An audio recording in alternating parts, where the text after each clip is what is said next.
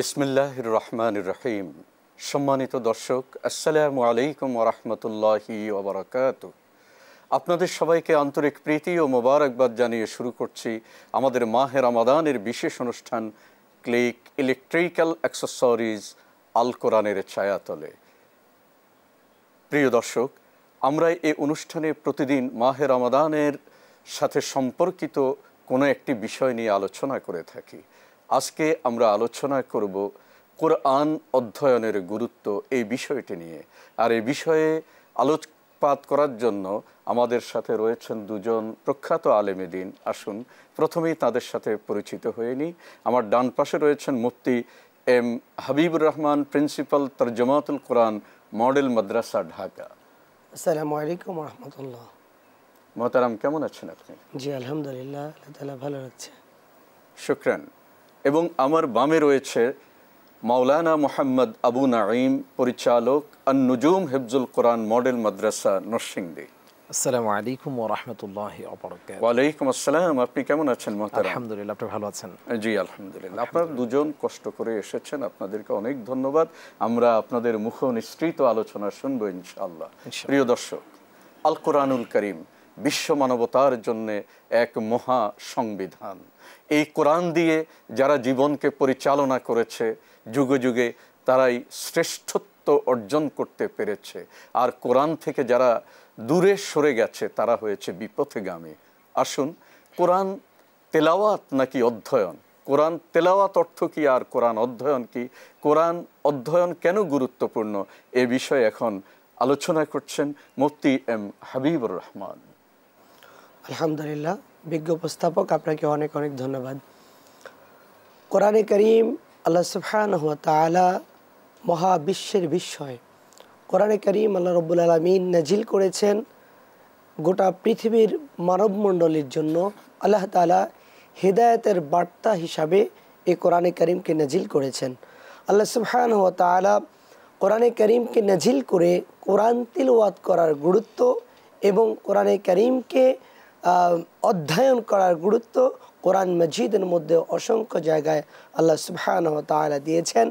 এবং নবীজি মুহাম্মদ সাল্লাল্লাহু আলাইহি ওয়াসাল্লাম অসংখ্য হাদিসে মুবারাকার মধ্যে কোরআনে কারীমকে তিলাওয়াতের গুরুত্ব তথা কোরআন পাঠ তথা কোরআন অধ্যয়নের গুরুত্ব তিনি পেশ করেছেন। কোরআন তিলাওয়াতের কথা আল্লাহ সুবহানাহু ওয়া তাআলা কোরআনে কারীমের মধ্যে অসংখ্য জায়গায় উপস্থাপন করেছেন। এই কোরআন তিলাওয়াতের রয়েছেন অসংখ্য অগণিত ফজিলত। আল্লাহ রাসূল সাল্লাল্লাহু আলাইহি ওয়াসাল্লাম বলছেন, ইন্নাল্লাহা ইয়ারফাউ বিহাযাল কুরআনি আকওয়ামান। কোরআনে কারীম যারা তিলাওয়াত করে আল্লাহ সুবহানাহু ওয়া তাআলা তাদের সম্মান এবং তাদের মর্যাদাকে বৃদ্ধি করে দিবেন। এই কোরআনে কারীম তিলাওয়াত এবং আমরা যে কথাটি শুনলাম অধ্যয়নের গুরুত্ব, তিলাওয়াত করলে কোরআন তিলাওয়াতে প্রতিটি হরফে হরফে রাসূলুল্লাহ সাল্লাল্লাহু আলাইহি ওয়াসাল্লাম বলছেন, কোরআনের প্রত্যেকটি হরফে হরফে এক এক 10টি করে নেকি আল্লাহ সুবহানাহু ওয়া তাআলা দান করবে। একটি হরফের মধ্যে 10টি নেকি আল্লাহ তাআলা দান করবে। এই জন্য কোরআন তিলাওয়াতের গুরুত্ব অনেক অনেক বেশি। রাসূলুল্লাহ সাল্লাল্লাহু আলাইহি ওয়াসাল্লাম রমাদানুল মুবারকে কোরআন তিলাওয়াত করতেন এবং তিনি তিলাওয়াত করে জিবরাইল আলাইহিস সালামকে শোনাতেন। এবং আল্লাহ রাসূল সাল্লাল্লাহু আলাইহি ওয়াসাল্লাম সাহাবায়ে কেরামদেরকেও তিলাওয়াত করে শোনানোর জন্য রাসূল সাল্লাল্লাহু আলাইহি ওয়াসাল্লাম উদ্ধত করতেন, উৎসাহিত করতেন। এই জন্য প্রত্যেকটি মুমিনের উচিত হচ্ছে তারা কমপক্ষে মাসে একবার হলেও কোরআনে কারীমকে খতম করা তথা কোরআন তিলাওয়াত করা। সেক্ষেত্রে আমরা যদি প্রতিদিন এক পারা করে কোরআনে কারীম তিলাওয়াত করে থাকি, তাহলে পুরো মাস জুড়ে পুরা এক খতম কোরআন কমপ্লিট করা আমাদের পক্ষে সম্ভব। মোহতারাম, আপনি কোরআনের তেলাওয়াতের ফজিলত সম্পর্কে বলছেন। এখানে রাসূল করিম সাল্লাল্লাহু আলাইহি ওয়াসাল্লাম বলেছেন, আফদালুল ইবাদাতি তিলাওয়াতুল কুরআন, উত্তম ইবাদত হচ্ছে কোরআনুল কারীম তেলাওয়াত। প্রশ্ন হলো, আমার প্রশ্ন, কোরআন তেলাওয়াত তো বিশ্বব্যাপী অনেকেই করছেন, কিন্তু কোরআন থেকে তো আমরা কোরআন দ্বারা তো আমরা কোনো উপকার নিতে পারতেছি না। এর একমাত্র কারণ হলো তেলাওয়াত হলো পড়া, রিডিং পড়া, আর অধ্যয়ন মানে হচ্ছে গবেষণা করা। প্রতিটি হরফ, প্রতিটি শব্দ, প্রতিটি আয়াত কোন প্রেক্ষাপটে নাজিল হয়েছে, কেন হয়েছে, এটা এই সমাজের কোন কাজে আসবে। আল্লাহ বলেছেন আফালা ইয়াতাদাব্বারুনাল কোরআন, তোমরা কি কোরআনকে গবেষণা করবে না, চিন্তা করবে না? তাহলে কি আমরা শুধু কোরআন পড়বো নাকি গবেষণাও করব? জি, ধন্যবাদ। আমরা কোরআনে কারীমকে শুধু পড়বো, এই পড়ার মধ্যে সীমাবদ্ধ রাখবো না। আমরা কোরআনে কারীম পড়ে, কোরআন বুঝে, কোরআন দিয়ে আমাদের জীবনকে গঠন করব। সেই জন্য কোরআন বোঝা তথা কোরআন অধ্যয়ন করা খুবই গুরুত্বপূর্ণ একটি বিষয়। শুধুমাত্র যারা কোরআন পড়লো, অন্ধের মতো করে কোরআনকে পড়ে গেল, শুধু পড়ার সওয়াবটা তারা হাসিল করলো, কিন্তু কোরআনে কারীম তো মূলত নাজিল হয়েছে মানব মণ্ডলীর পরিবর্তনের জন্য। আল্লাহ তাআলা বলছে মা আনজালনা আলাইকাল কোরআন লিযিকর, কোরআনে কারীমকে আমি একটি জিকির হিসাবে নাজিল করেছি। এটা যেমন জিকির, একইভাবে সমস্ত মানব মণ্ডলীর ভাগ্যকে পরিবর্তন করার জন্য আল্লাহ তাআলা কোরআনে কারীমকে নাজিল করেছে। এজন্য সম্মানিত দর্শক, আমরা কোরআন পড়ব এবং কোরআনকে বুঝে বুঝে অধ্যয়ন করার জন্য চেষ্টা করব। ধন্যবাদ মোহতারাম, আপনার কাছে আমি আবারও আসবো ইনশাআল্লাহ। প্রিয় দর্শক, আসুন আমরা আমাদের সাথে আরেকজন আলোচক রয়েছে, মাওলানা মোহাম্মদ আবু নাঈম। আপনার কাছে জানতে চাইব, কোরআনকে গবেষণা যুগের চাহিদা অবশ্যম্ভাবী। আজকে মুসলিম উম্মার কাছ থেকে সকল শৌর্য বীর্য চলে যাচ্ছে, অথচ এই মুসলমানরা একসময় গোটা দুনিয়াকে শাসন করেছে। তাদের কাছে জ্ঞান ছিল, বিজ্ঞান ছিল এই কোরআনের কারণে। আল খাওয়ারিজিমি, ইবনে সিনা, তারা তো এই কোরআন দিয়েই চিকিৎসা বিজ্ঞান আবিষ্কার করেছে, তারপরে আপনার অ্যালজাবরা আবিষ্কার করেছে, কিন্তু আমরা দূরে সরে যাচ্ছি। তো কোরআন অধ্যয়নের গুরুত্ব সম্পর্কে যদি একটু আলোকপাত করতেন। অত্যন্ত চমৎকার একটি প্রশ্ন শেখ আপনি করেছেন। আমরা কোরআন আল করিমের দিকে যদি তাকাই, কোরআন আল করিমের নাজিলের কেন নাজিল হয়েছে? কোরআন আল করিম বলছে কিতাবুন আনজালনাহু ইলাইকা লিতুখরিজান নাস মিনাজ যুলুমাতি ইলান নূর। অন্যদিকে আল্লাহ তাআলা বলেছেন তিবিয়ানান লিকুল্লি শাই মা ফাররাতনা ফিল কিতাব। এই কিতাব এমন এক কিতাব যে কিতাবে আমি আল্লাহ সুবহানাহু ওয়া তাআলা দেইনি এমন কোনো বিষয় এই কোরআন আল কারীমে নেই। তো এই কোরআন আল কারীম লোহার কথা বলছে, এই কোরআন আল কারীম আমাদের ভূমণ্ডল নবমণ্ডলে কি আছে এইগুলোর কথা বলছে। কোরআন আল কারীমই বলেছে যে পাহাড়গুলো তোমাদের জন্য পেরেক করে দেওয়া হয়েছে।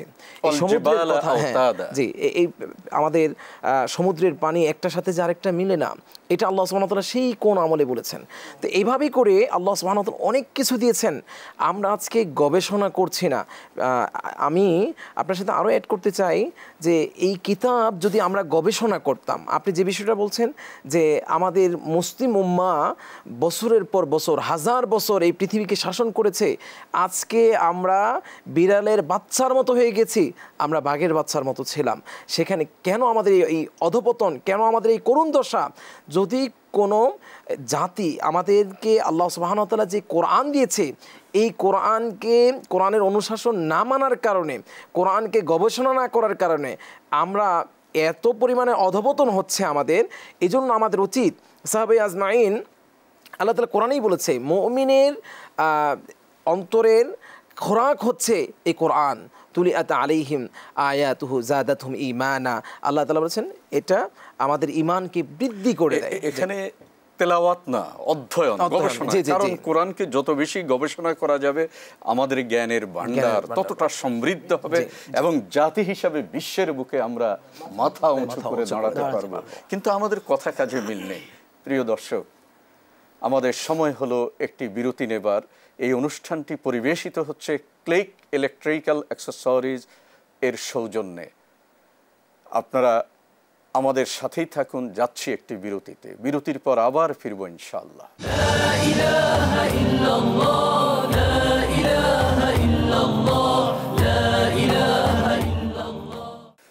সম্মানিত দর্শক, বিরতির পর আমরা আবারও ফিরে এলাম ক্লিক ইলেকট্রিক্যাল অ্যাক্সেসরিজ আল কোরআনের ছায়াতলে অনুষ্ঠানে।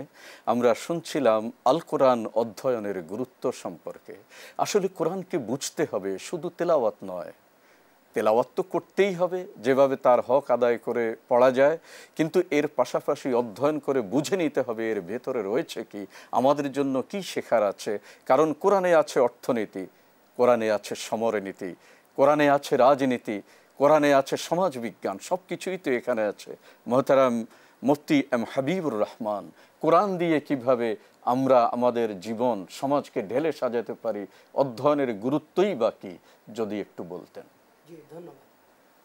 কোরআনে কারীমকে আল্লাহ সুবহানাহু ওয়া তাআলা অধ্যয়নের গুরুত্ব সবচেয়ে বেশি দিয়েছেন, এই জন্য যে কোরআন দিয়ে গোটা পৃথিবীর সমস্ত মানব মণ্ডলী এই কোরআনটাকে নিজেদের গাইডলাইন হিসাবে, গাইড বুক হিসাবে তারা গ্রহণ করবে। এখন গাইড বুক হিসাবে গ্রহণ করতে হলে অবশ্যই আগে তাকে কোরআন বুঝতে হবে, কোরআন বুঝার পরে এরপরে মানতে হবে।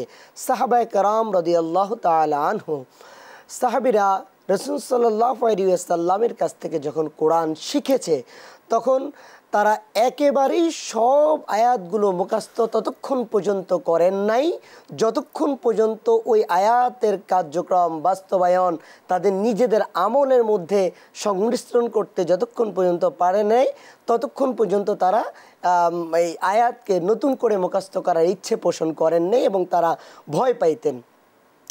এই জন্য আমরা যে কোরআন যতটুকু আমরা পড়ব, যতটুকু আমরা মুখস্থ করব, তার পাশাপাশি কোরআনকে বুঝে বুঝে পড়া। এই কোরআন আমাকে কি বলছে যদি আমরা এখানে বলি, তাহলে এই কথাটা এখানে বলতে পারি।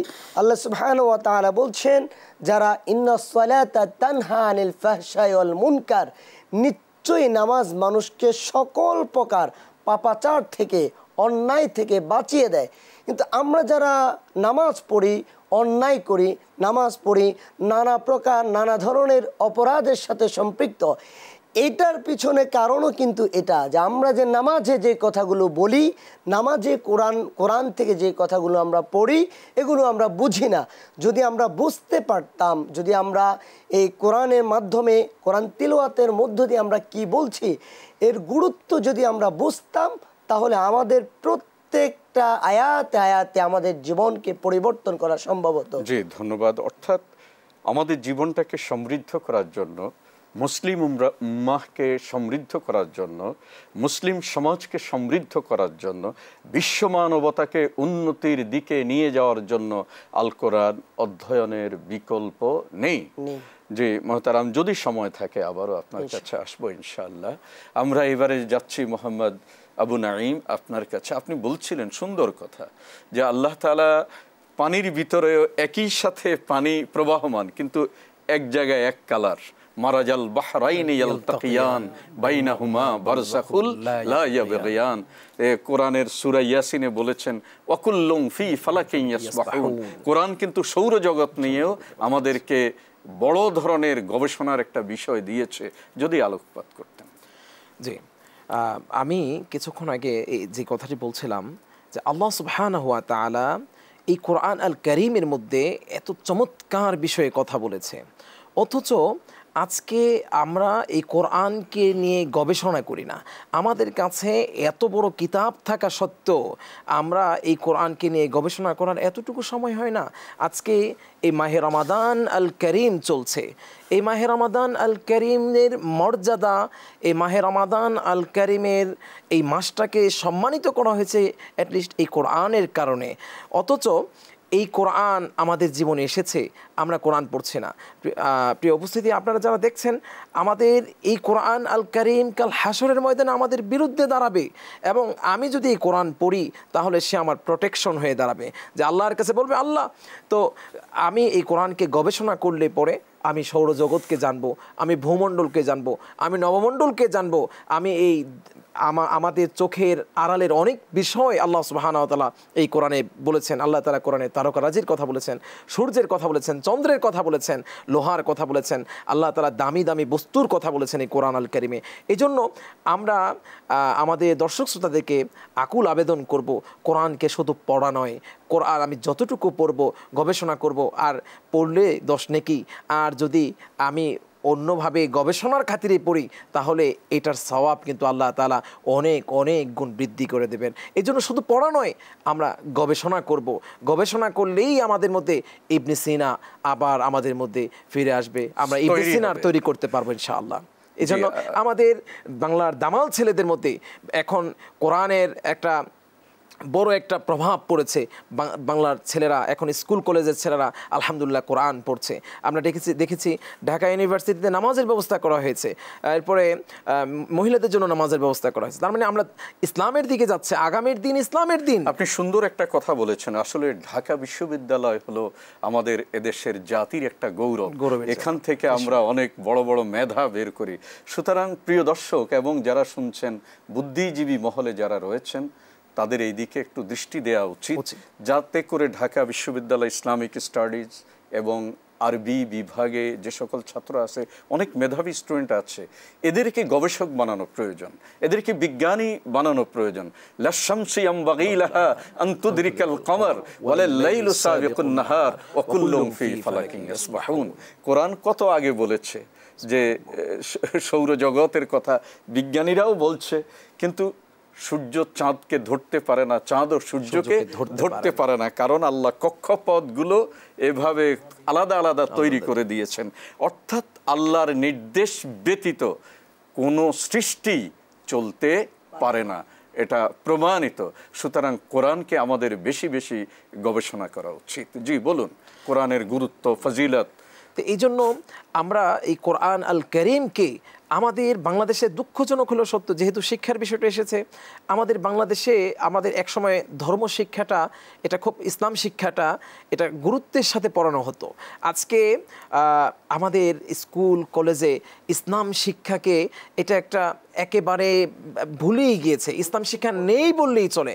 আমরা আজকের এই প্রোগ্রাম থেকে, দেশ টিভি থেকে আমরা আকুল আবেদন জানাই যেন আমাদের প্রত্যেকটা শ্রেণীতে, এই দেশে এখন দর্শনের সয়লাভ হয়ে যাচ্ছে, নির্যাতন, নিপীড়ন, লাঞ্ছনা, বঞ্চনা, আমরা এটা থেকে মুক্তি কেবল ওইভাবেই পেতে পারি যখন কোরআনের গবেষণা হবে।